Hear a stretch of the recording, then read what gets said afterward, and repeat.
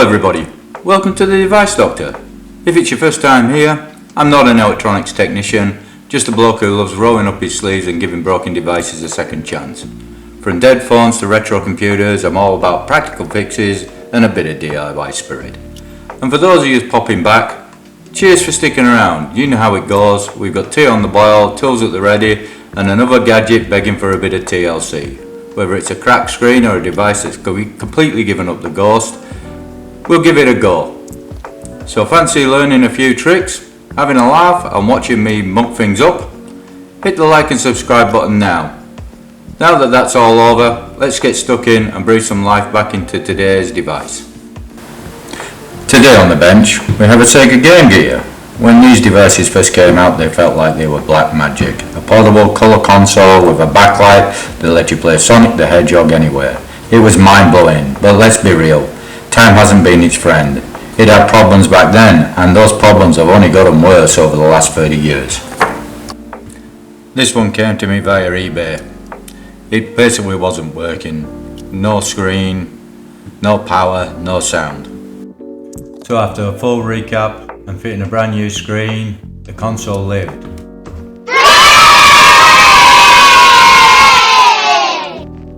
But let's face it, the case is still looking a little tired. So let's strip this baby down and get it ready for its new suit. After we remove the screws holding the case, we just need to disconnect the sound and power board cables so that we can separate the two halves, and then we can look at taking the individual boards out. I'll start by removing the power and sound boards out of the back case in preparation for them to be installed into the new case.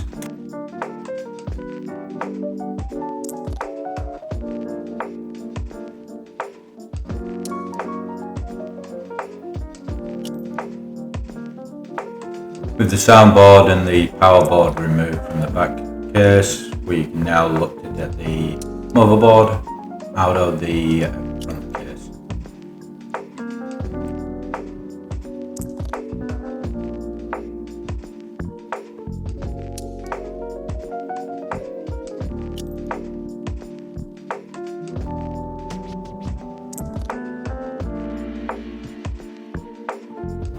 Now that we've got the motherboard out, we can see the actual back of the shell here, and we can see the speaker, which is just here on the screen. The speaker is actually held in by a plastic retainer. Before I start working on anything else, I'll just remove these buttons and the membranes. I will keep all of these buttons and the actual contact membranes because I'll reuse them in the new shell.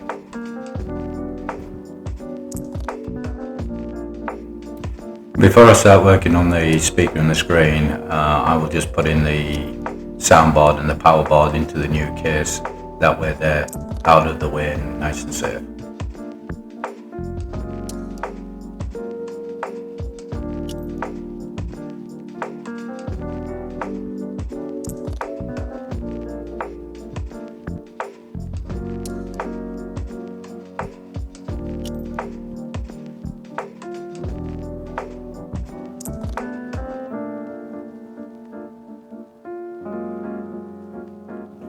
Somehow or other I got a few screws in the old new case, so didn't realise that. But as you can see, the power board is a perfect fit. And I'm going to use the new screws that came with the case.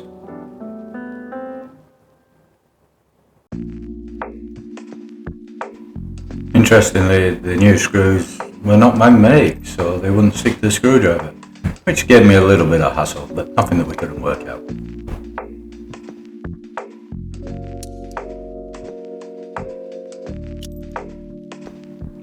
With the soundboard installed into the new shell, we just need to install the power board in as well. Basically the same principle. I just need to play around a little bit to make sure you get the actual switch lined up.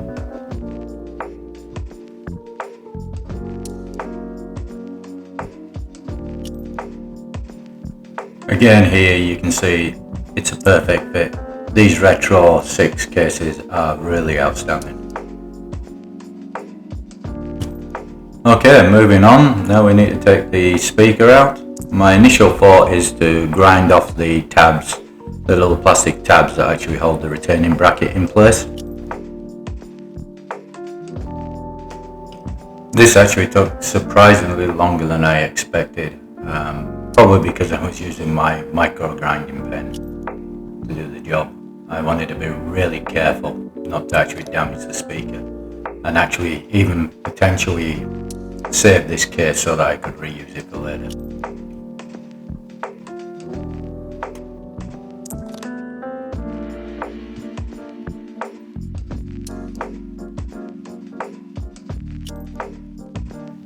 Eventually I did actually get the retaining clip off, and with that the speaker just gently, with a bit of coaxing, pops out.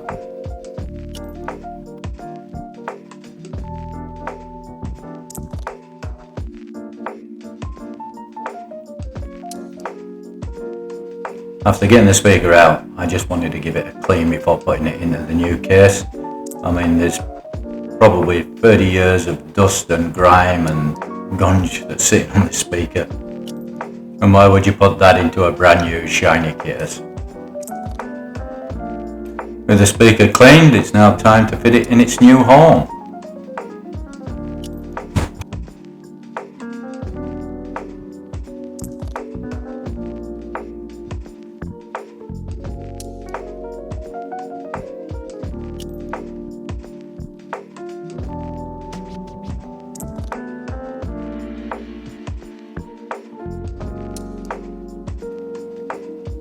I did need to trim one of the posts up a little bit just to get the retaining clip to fit properly.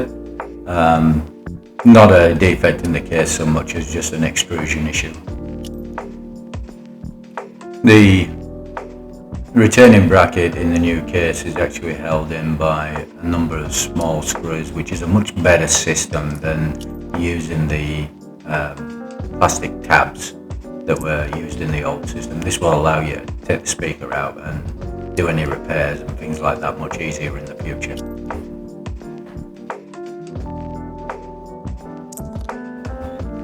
With the speaker fitted, I only just need to wrap the cables to make sure they don't get pinched on the case when we actually tighten it up.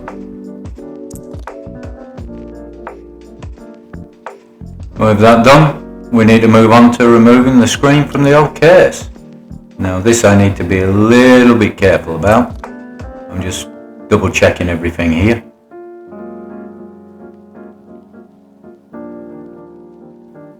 Because we've got a new IPS screen, I will need to remove this post here, which is where the game bit screw usually goes in. We won't be using that, as the screen will lay over the top of it. To get rid of the bulk of this post, I'm actually just using some wire cutters here to actually snip the excess plastic off. As you can see by the size of this, it would certainly get in the way when we try and install the new screen.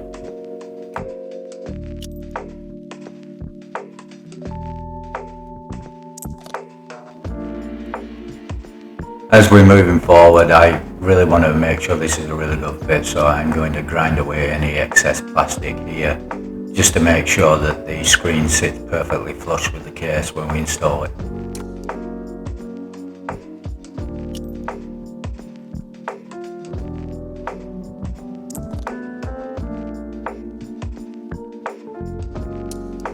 At this point, Murphy's Law kicks in and my grinding pen runs out, so I have to get the bigger grinding pen in to finish it all off. Now that we've ground all that lot off and made it nice and flush for the new fit, time to clean up and get rid of all these plastic shards that are lying around the place. Before I take the screen out of the old Game Gear case, I really need to prep this case. We don't want it exposed too much to contaminants, dust and things like that. So the case kit actually comes with some double-sided tape so that I can actually stick the new LCD screen down correctly. So I'm just going to fit this tape in preparation for the new screen. This is a little bit fiddly, but well worth taking your time over to make sure you get a really good fit.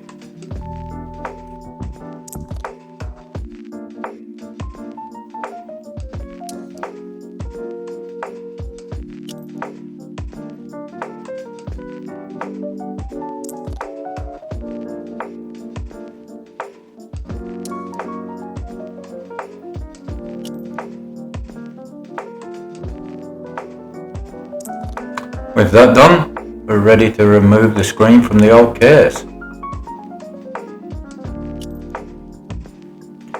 This is where you need to be extra cautious, especially if you've got a new IPS screen that you've already installed in the old Game Gear. So what I'm doing here is I'm slowly working my way around the edges and loosening the underlying double-sided tape that's actually under there so that I can peel the screen up gently. It takes a little bit of work, but well worth it to take your time and just go slow.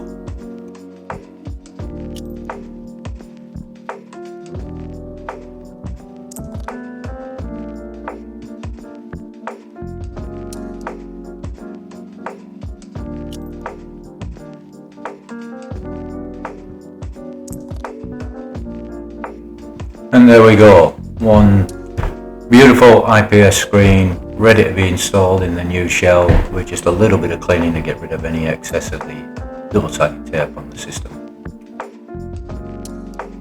And here's where you're about to see me make a big mistake. I'm slowly trying to work the lens cover out of the old shell so that I can reuse it in the new shell.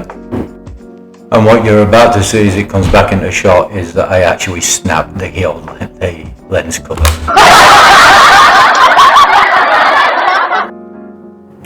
Luckily I do have another spare here which I ordered for another project, so not a complete write-off.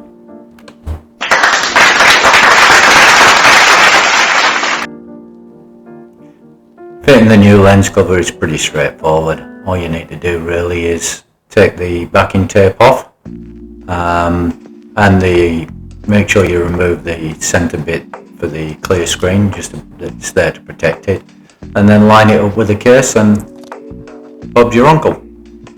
It's done.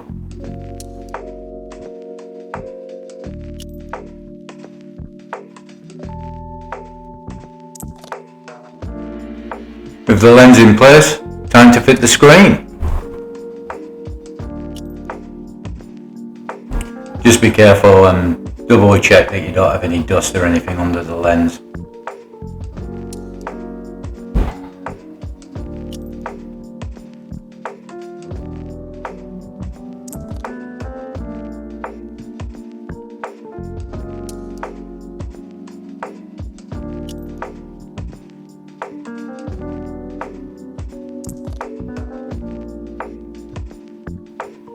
You also need to watch out on your alignment when you're putting the screen in. Once you've pressed down on it, you're not going to be able to move it again, so doubly check where your alignment is. You want the screen to be perfectly lined up so that the gameplay is spot on.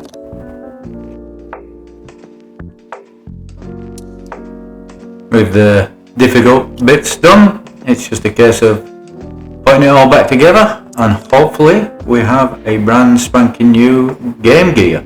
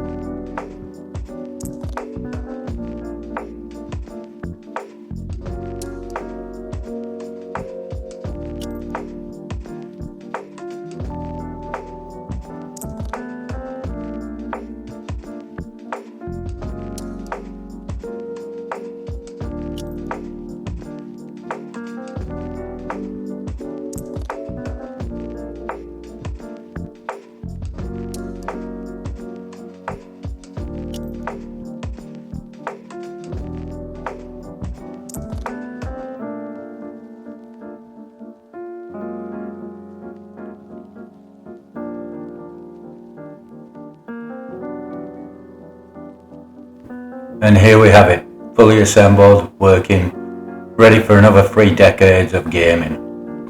So I hope you like the video. Please like, subscribe and share. Thank you for watching.